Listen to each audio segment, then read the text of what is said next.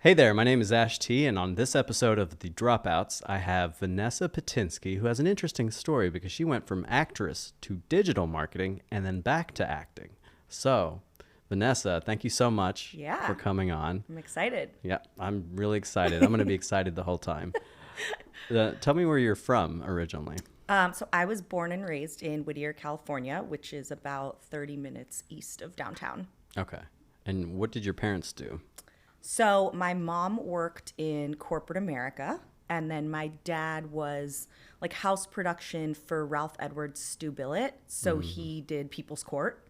Wow. So very kind of random. People's Court? Yeah. House production? Yeah.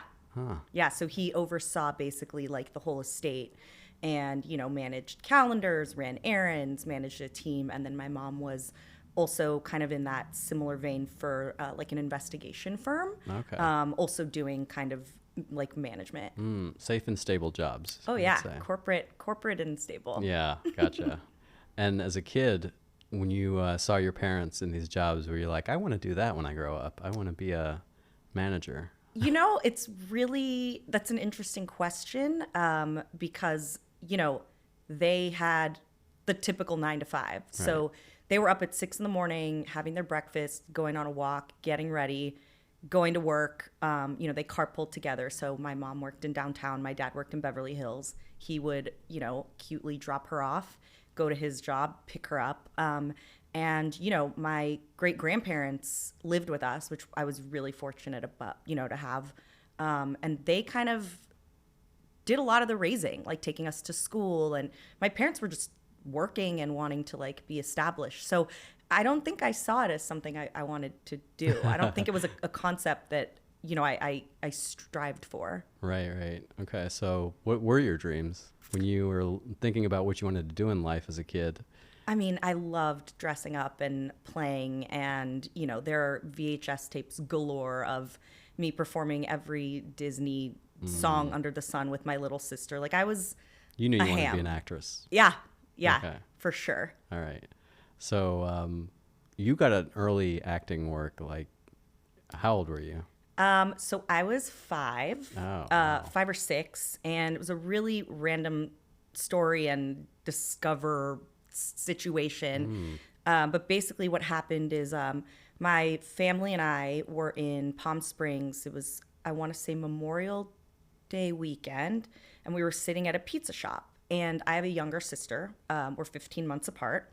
And my grandma, Carmen, loved to always make sure we were dressed as twins. And everywhere we went, we got asked if we were twins. We dressed alike. We had the matching socks, the scrunchie, the bucket hat before bucket hats were cool. And so we got asked if we were twins all the time. And so we were sitting, busy street, we're eating pizza, just hanging out as a family. And this like older woman comes up to my mom and she's like, "Are your daughters twins? I'm in the business." And she hands my mom a card. And my mom, being like Mama Bear, was like, "Please get away from my children." But if you think about it, back in the day, like the Olsens were all the rage. So I think this woman, this talent manager, was seeking out the next Olsen twins, just brunette. And Hispanic. And Hispanic, yeah. And so that's kind of how I came to be discovered. And, initially my parents... Wow, so you were discovered. Discovered, I guess. Yeah, but initially my parents were really hesitant. My dad had worked in the entertainment industry. He was like, we're not doing this. Like, no. And I was like, let's just meet her. She seems nice. She likes us. So we took a meeting with her, and she was my manager for most of my career. Oh, wow. Okay. Yeah. So what was the first job that you got? The first job I got was an Oscar Mayer commercial. And then it was a Dr. Pepper commercial. And then it was various commercials and just one-off randoms. Okay, so this is very interesting because as a kid, when I was 6, I was like, I just want to be on TV, but I'm never going to be able to be an actor, Like, I can't make money from it. But you're actually making bank from commercials as a kid. I was able to pay off college, which I'm super grateful for. Oh, you said I was able to pay off the candy store. I bought a Maserati. Yeah. No, I did not. No, absolutely not. But But you're actively making money as a kid doing something that you love. Yeah, I mean, and for me, that's not child labor. Right? For me, the whole idea of like getting up early, going to like a wardrobe fitting, and then sitting in a chair and someone like doing your makeup and like braiding your hair and putting them in pigtails and like going to play and be with these other kids, like that was fun for me. Oh yeah, that's a kid's. That's every kid's. The concept of money was not a thing, right? And I think it's mainly because my parents were like, when you book one job, you get one toy. We go to Toys R Us and you get a toy or you get a book, but they were never like, here's your money. Yeah. You know, and I'm very fortunate that they were disciplined. They were so disciplined. And I think that comes from their corporate America background, that they knew the value of saving, the value of $1, the value of being, you know, financially responsible. Mm-hmm. And did you book any TV shows while you were a kid? So I didn't book any TV shows while I was a kid. I was about 9 or 10, and I remember at this point like wanting to be on a TV show. And I remember we'd gone to an audition, and I had told my parents I was sitting in the back of their car because obviously couldn't drive it 9 or 10, and I said, you know, if I don't hit or book anything on this pilot season, I think I kind of want to like go back to being just a kid. I don't want to audition anymore. Like, wow. How old were you? I was like about 9 or 10. 9 or 10. Wow. And my parents were like, this is your dream. Like, whenever you want to stop, we're okay with not driving you all around LA. And I'm so grateful now that I know traffic and driving in LA, like how much they sacrifice just to get from point A to point B and vice versa. And the stress of just freeways and parking and then finding parking. But anyways, so yeah, I told them, I said, you know, if I don't book anything for this pilot season, I think I just want to go back to like school and just hang out. And I booked the Brothers Garcia wow. like that season or a season later. So would you say that's the key to booking something? Just saying, if I don't get this, I'm quitting. I don't know, but I mean, maybe I should try that now as an adult, like, exactly. You know. But yeah, so the casting process was very long. It felt like almost a year and a half. Like they did a bunch of like false starts. They really wanted to make sure that they cast a family that was like organic and, you know, really resonated with people. And so it was a very long period. I want to say like it was almost like a year and a half. And again, I don't know what concept is time-wise as a 9 or 10-year-old. For all I know, my mom will see this and be like, it was 3 weeks. But I have, I want to say it was like a year and a half until they finally, you know, said you had booked it. Initially, they had said I booked it. Then they were like, no, we're pausing. So I was devastated. So I was like, that's it. I'm going back to school. I'm going back to my life in middle school, elementary school. I don't know. But and then they came back and they were like, okay, we're going to do one more final casting run with everybody. And yeah. And now you're on a TV show at 9 or 10. Yeah. Yeah. Wow. How long did that last? It ran 4 seasons, but technically 5. But the 5th season was a movie. So they turned a bunch of the episodics into like a film. Okay. So 5 years on the Garcia. And then the movie is over. And then what's next for you? So I kept auditioning, and nothing was really sticking. Wow. Like as a series regular, you think, you know, your life is over and you can just book anything for the rest of your life. Yeah. I mean, I think also, you know, it was like I was going through puberty. So like I was like a little awkward. I mean, you know, like when I tell people like people got to watch the original cast go through puberty. Like I had bucky teeth and I had really bad overplucked eyebrows. Like I don't know why mom didn't hide the tweezers, you know, and I had like an awkward haircut, and like, you know, you got to see the boys on the show, like their voices changed and some of them started growing mustaches. And then one season, you know, we came back and like one of the boys was way taller, and, you know, so like it's a humbling experience when like people get to watch you go through puberty on television. Crazy. But yeah, so I wasn't really booking anything. And at that point, I was entering high school. And I had told my parents, I think now I really want to stop acting. I think that I want to go to homecoming and I want to go to like pep rallies, and, I want to focus on getting into a good college. And, it was also really hard socially because we would film as a kid or as a teenager, we would film 3 weeks and then have 1 week of hiatus. And I was a public school kid for my entire life until college. And so you'd be gone from your friends for 3 weeks, and then I'd go back to school for 1 week. So my social life and fitting in friends and finding your group of people, as a teenager it was an interesting one. It was like a little weird. But weren't you famous? I mean, you're always going to have haters, though. Okay. And bullies. Yeah. But, and also, like, I didn't see myself as famous. To me, I was still going in to do a job, and I got to play pretend, and I got to hang out with my brothers, and we got to ride razor scooters around the set and go to school. And, my parents always said, like, you can keep doing this, but, like, we want your grades to be important. Like, your education is super important, because if this doesn't work out, you need to have something to fall back on, and an education is important. And how did you feel when you said, if this doesn't work out? Were you like, it's going to work out, parents? Come on. I mean, I don't know. I was like, whatever, we'll see.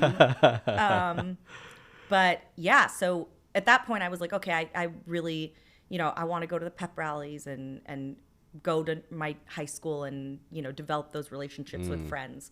And so, yeah, I stopped for a minute. Wow. You stopped, do the high school thing and the college thing. You applied to college. Where did you go? Yeah, so I applied to college. I applied to 4 colleges, all in LA, California, because I wanted to remain close to my family. And I knew that I wanted to focus on something in the entertainment industry, something with acting, because I still did love the idea of acting and entertainment and telling stories, which is what so much of acting is. So I got into USC and I studied theater, and still thinking like, maybe I'll go back, maybe I won't. But in the back of my mind, I wanted something a little bit more stable. So I doubled down and I minored in public relations, so communications, with an emphasis on the entertainment industry. So that for me, when I was going out for a job or an internship, I could tell whoever was hiring me, I have the full breadth of knowing what it's like to be an artist and an actor, but I also know how important a team behind the person or the star is. I really wanted that full like 360 story to be told. Okay. Well, so you went into publicity, it sounds like. Publicity and marketing. Yeah, so I went into marketing. My first job out of college was being Zoe Saldana's personal assistant, Wow. which was amazing. Talk about like... Still talk to her? Not often, but like she's just always been a really big supporter, and she's obviously, her career's taken off, which has been amazing to watch. But she was really like a woman's woman, and like a big supporter of like, you got to follow your dreams, you got to be passionate, you got to have a plan. And what was your dreams at that point? I mean, I was just excited to be working with someone that was like on the verge of being like a breakout artist, who was super supportive. And her husband had her fiance at the time had a startup company that basically was the IMDb of the fashion world. Oh, interesting. So basically you could go and you could type a model and you'd pull up the campaign, and the campaign would be credited with who the stylist was, who the models were, who the photographer was, who the hair and makeup people were. And that's when I started really digging into like the internet and, rest in peace now, but like Twitter and blogging and, Facebook was coming up. And I got an itch for digital marketing and the internet. And from there, I jumped to a couple tech startups doing like Facebook advertising, and, Instagram was coming up and we were running creative on that type of stuff.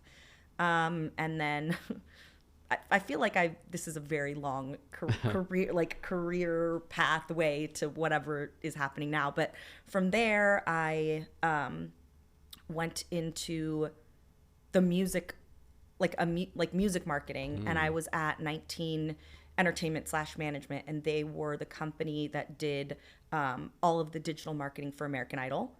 So I ran around with contestants for 2 seasons, teaching them how to market themselves via the internet, via like voting via iTunes links and downloads. And then from there, I jumped to Interscope Records, where I did digital marketing for almost 5 years. And I worked with developing acts to emerging acts. So I did digital for Carly Rae Jepsen, Maroon 5, Blackpink, like a ton of really big marquee artists. And then from there, I jumped to BMG, which is another record label where I was basically head of digital for the US. And so I oversaw basically teams in New York, LA, and Nashville.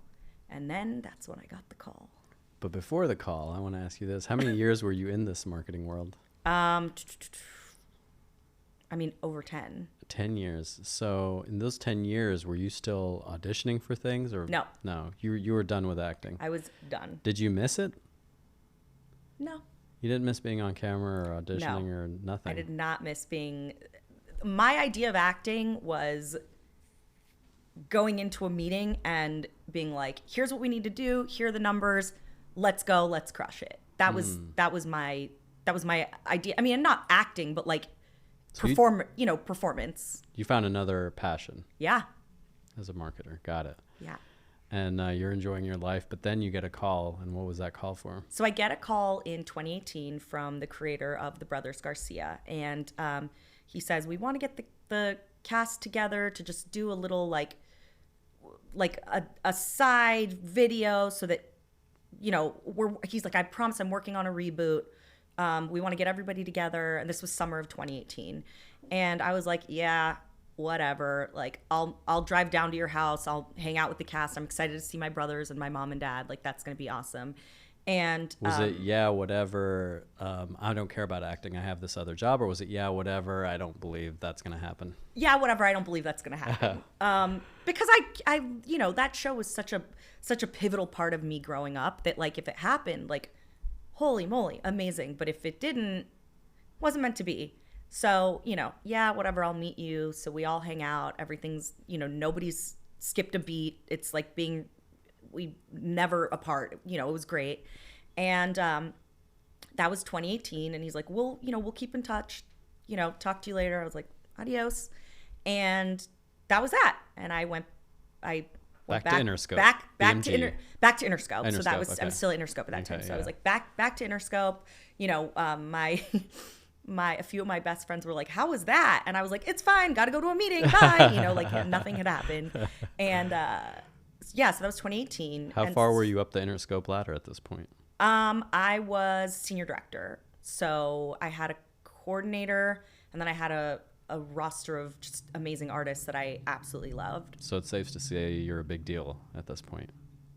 I mean, no, but it was great. It's Yeah. I think I was trying to think of like career highlights, like, going on a press tour with Sting and Shaggy for the reggae album, which won a Grammy, and traveling with them all through New York for 4 days. Pretty cool. Yeah. Like I was stoked, Wow. and there's just so many random like experiences that like you don't get, that I'm super grateful for. So yeah, so that was 2018. So then, not this summer, but the summer before that, I actually or it was springtime, because we shot in the summer. Springtime, I get an actual call from the creator, and he's like, hey, so it's going. I was like, yeah, whatever, it's going. It's been going. Like, he's like, no, it's actually happening. Like, the reboot is on. We're going to start casting. I'm like, well, where's it going? I had like questions because, I had a career at that point. Right. And a great career. Like, I had loved my team. I was building out. I had a ton of responsibility in like hiring people, which was really stressful but exciting. Touring with Shaggy. I mean, come on. It was great. So yeah, he goes, it's going, and it's going to HBO Max. And I was like, what? I got to call you back. Like, I took a nice chug of water. I was like, what is happening? Oh my gosh. Like, it's actually going. And yeah. So made the decision to go back and be on the reboot and reprise my role of Lorena. Okay, now when you say you made the decision to go back, what were the consequences of that decision? Well, I had to quit my job at BMG. But this is your new passion, right? At BMG. Yeah. It's like something that you really love. But the thing is, it had been a really rough year and a half to 2 years for everybody. And if not now, then when? And that was an opportunity that I had a lot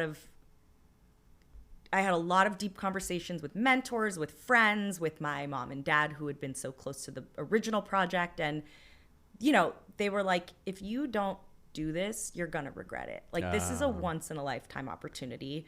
You get to be with people you loved working with as a child. And why not? And, you know. And why not? You lose what, like a 6-figure salary at BMG? I did lose a nice, I did.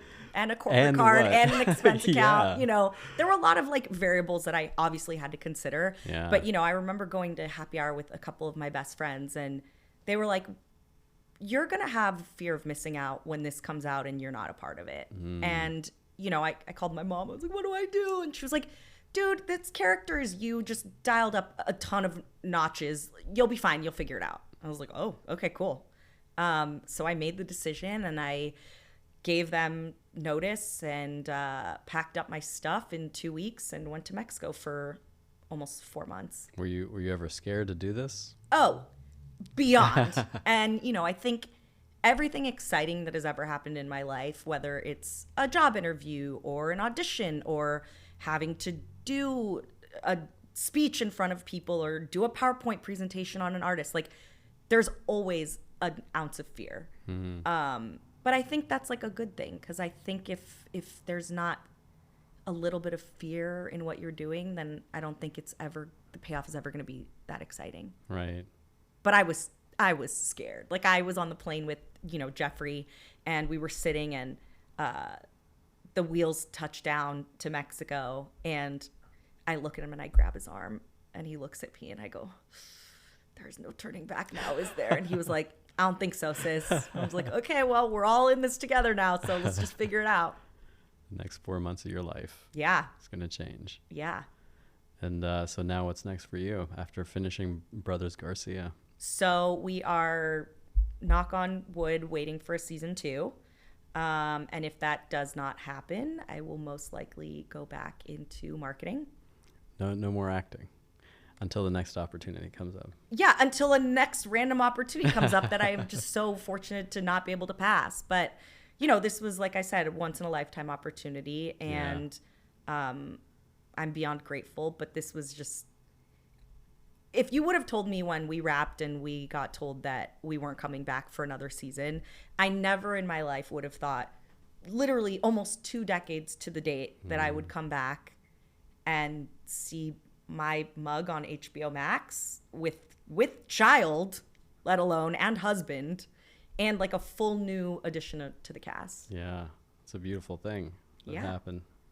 Took a while for everything to work out, but it sounds like everything went according to plan. I think so. All right. Well, do you have any words of wisdom that you want to share with someone thinking that they want to leave their job haphazardly to pursue a dream? Would it be something like, you don't want to regret your life later down the road? I mean, I don't think it's about regrets. I think I'm such a like OCD, gotta have a plan type person. And, you know, I tend to be super nostalgic, but I tend to really worry about the past, worry about the future. And I think, like, in this moment, my advice is to be present and just go forth and be passionate about it. And I think, you know, another thing that I think is also really important is practicing gratitude and being grateful. And I'm old school, and I think a handwritten thank you note goes a very long way, but so does a text, so does a phone call. You know, when I made the decision, I texted everybody that I had berated to make this decision and just said, thank you for bearing with me. Thank you for playing the options out. And I think, you know, gratitude will go a really long way in any chosen career path. I love it. In fact, that's how I want to end the podcast. I want to end it on a note of gratitude. Thanks for coming again. Thanks for having me.